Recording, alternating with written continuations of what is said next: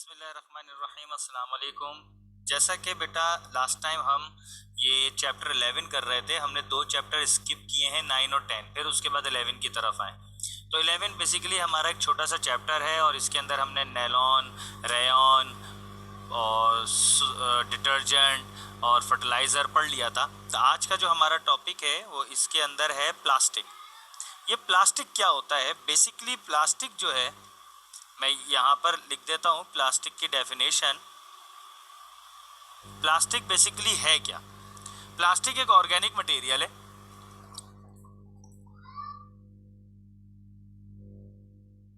जिसको हम पॉलीमर भी कहते हैं, ठीक है? यानी कि इट इज ऑब्टेन्ड, ये हासिल होता है बाय द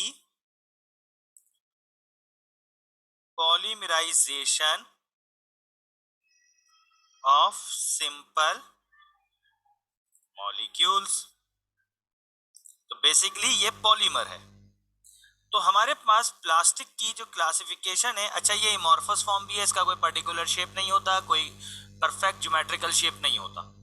अच्छा, इसकी अगर हम क्लासिफिकेशन देखें तो हमारे पास दो किस्म के प्लास्टिक होते हैं, जिसको उमूमन आप लोगों ने जो हमारे यहाँ उमूमन जो लड़के होते हैं स्टूडेंट, तो वो इस चीज़ से वाकिफ़ होंगे कि जब कभी भी घर के अंदर सर्दियों में जब गीज़र का काम होता है तो प्लम्बर को बुलाते हैं, तो वो एक मटेरियल लिखवाता है, जाओ ये सामान लेकर आ जाओ मार्केट से। तो उसमें वो लिखता है कि इतने मीटर ठंडे का पाइप लिया और इतने मीटर गर्म का पाइप लिया। तो ये ठंडे का पाइप, गर्म का पाइप, ये क्या चीज़ है?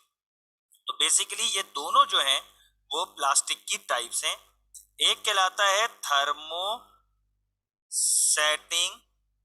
थर्मोसेटिंग कहते हैं, या इसको थर्मो सॉफ्टनिंग कहते हैं, थर्मो सॉफ्टनिंग प्लास्टिक। और दूसरा होता है थर्मो सेटिंग प्लास्टिक। तो ये हमारे पास दो हैं, थर्मो सॉफ्टनिंग और थर्मो सेटिंग प्लास्टिक, ठीक है? अच्छा, ये थर्मो सॉफ्टनिंग प्लास्टिक क्या है? थर्मो सॉफ्टनिंग प्लास्टिक क्या होता है कि देखें, दो प्रोसेस होंगे, या तो हम प्लास्टिक को हीटिंग करेंगे या फिर कूलिंग करेंगे, ठीक है जी? दो प्रोसेस होंगे, हीटिंग का और कूलिंग का। ये थर्मो सॉफ्टनिंग प्लास्टिक, जिसको आप थर्मोप्लास्टिक भी कहते हैं, तो हीट करने पे ये सॉफ्ट हो जाते हैं, ठीक है?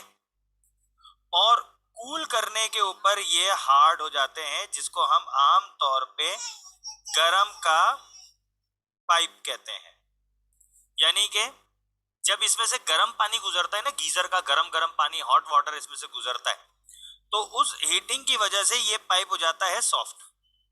और जैसे ही आप गर्म पानी का नल बंद कर देते हैं और एनवायरनमेंट की लो टेम्परेचर की वजह से, कूलिंग की वजह से, सर्दी की वजह से, ये पाइप वापस जो है वो हार्ड हो जाता है। इस तरह ये लॉन्ग लास्टिंग चलता है, सालों चल जाता है। जबकि थर्मोसेटिंग प्लास्टिक जो है ये सॉफ्ट हो जाता है हीटिंग करने से, ठीक है? यानी कि अगर आप इसको हीट करोगे तो ये सॉफ्ट हो जाएगा, लेकिन कूल करने से वापस हार्ड नहीं होगा, सॉफ्ट ही रहेगा। इसको आप ठंडे का पाइप कहते हैं। अगर आपने गीजर के गर्म पानी में ठंडे का पाइप लगा दिया तो जब जब गर्म पानी जाएगा ये सॉफ्ट होता जाएगा, दोबारा गर्म पानी जाएगा और सॉफ्ट होगा, दोबारा गर्म पानी जाएगा और सॉफ्ट होगा, और एक वक्त आएगा कि ये जो है वो लीक हो जाएगा, ठीक है? अच्छा जी, अब हमारे पास प्लास्टिक की कॉन्स्टिट्यूट है कि प्लास्टिक जो है वो किस तरह बनता है। इसके अंदर क्वार्ट्ज है, मीका है। अच्छा, ये क्वार्ट्ज जो है ये आपकी सिलिका डाइऑक्साइड की रिड्यूस वो फॉर्म होती है, फ्यूज फॉर्म होती है, इसको पिघला के ना उससे ये प्लास्टिक बनाया जाता है, ठीक है? इसके अलावा जो है वो ऑर्गेनिक कंपाउंड्स होते हैं, जैसे आपका जो पॉलीथीन बैग्स है, ये असल में बहुत सारे इथीन से मिलके बन रहा होता है, ठीक है? प्लास्टिक की करेक्टरिस्टिक्स ये हैं कि ये एसिड या बेस से इफेक्ट नहीं होता, कोई फर्क नहीं पड़ता। इसलिए आप देखें कि जितनी भी एसिड की जो बॉटल्स होती हैं, कंसंट्रेटेड एसिड की बॉटल्स भी आपकी प्लास्टिक की बॉटल्स में होती हैं।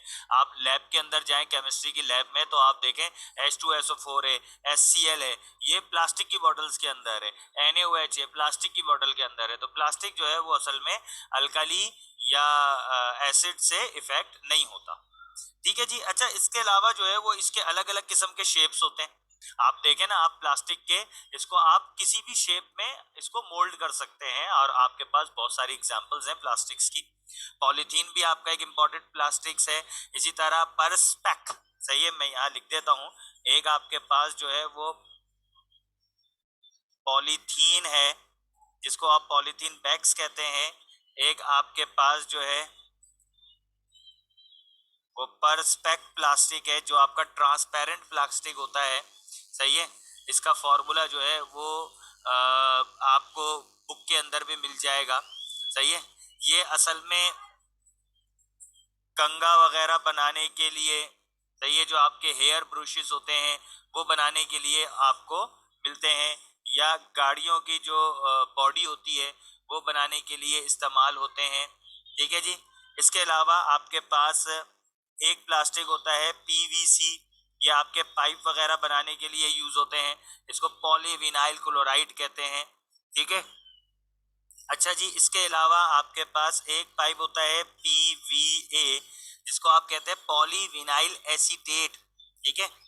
तो ये जो है वो आपकी च्युइंगम वगैरह बनाने के लिए इस्तेमाल होता है। एक आपका पाइप इस्तेमाल होता है प्लास्टिक, जिसको आप कहते हैं बैकीलाइट। ठीक है। ये फिनॉल और फॉर्मल्डिहाइड, फिनॉल किसे कहते हैं, जो बेंजीन के साथ OH लग जाए, और फॉर्मल्डिहाइड किसे कहते हैं, फॉर्मल्डिहाइड कहते हैं जिसमें CHO से पहले H लगा हुआ हो, ये फॉर्मल्डिहाइड का फॉर्मूला होता है। ठीक है। तो इससे जो आपका प्लास्टिक बनता है, इसको आप जो है वो बैकीलाइट प्लास्टिक कहते हैं। और ये जो है वो आपकी टीवी की बॉडी हो गई, या आपकी जो प्लास्टिक के स्विच होते हैं ना, उनका जो सर्किट होता है बॉडी वगैरह, वो बनाने के लिए इस्तेमाल होता है। ठीक है। तो ये हमारे पास प्लास्टिक का टॉपिक आ गया। अब हमारे पास जो अगला टॉपिक है वो है पेंट। अब ये पेंट क्या चीज है? पेंट बेसिकली एक प्रोटेक्टिव कवर है, जिसको आप सादा अल्फाज में कह देंगे कोट है ये। जैसे रेन कोट होता है ना, रेन से प्रोटेक्ट करने के लिए कोट पहना जाता है, उसको रेन कोट कहते हैं। लैब कोट होता है, ये हार्मफुल केमिकल सब्सटेंस से आपके कपड़े को, आपकी बॉडी को बचाने के लिए कोट होता है। ये कवरिंग होती है, प्रोटेक्टिव कवरिंग होती है, इसलिए आप इसको लैब कोट कहते हैं। ठीक है। इसी तरीके से आप कोट पहनते हैं तो वो भी बेसिकली आपके इंटरनल कपड़ों को बचाने के लिए पहना जाता है, कोट कहते हैं ना। इसी तरह हम अपने घरों के अंदर जब पेंट करवाते हैं तो उसको भी कहा जाता है कि सिंगल कोट करवा दें, डबल कोट करवा दें। ठीक है। तो वो भी बेसिकली आपका कोटिंग होती है। ठीक है।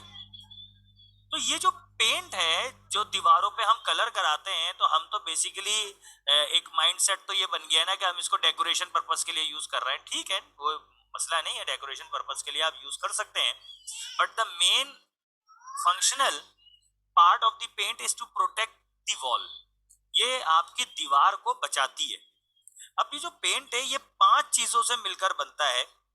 नंबर 1, जिसके अंदर हमारे पास जो है वो ऑयल यूज होता है, and it might be linseed oil. सही है, लिंसिड ऑयल होता है। दूसरी चीज जो पेंट में यूज होती है वो होती है हमारे पास थिनर। तीसरी चीज जो यूज होती है वो होती है पिगमेंट्स। चौथी चीज जो यूज होती है वो होती है रेजिन्स। और पांचवी चीज जो यूज होती है वो होती है ड्रायर।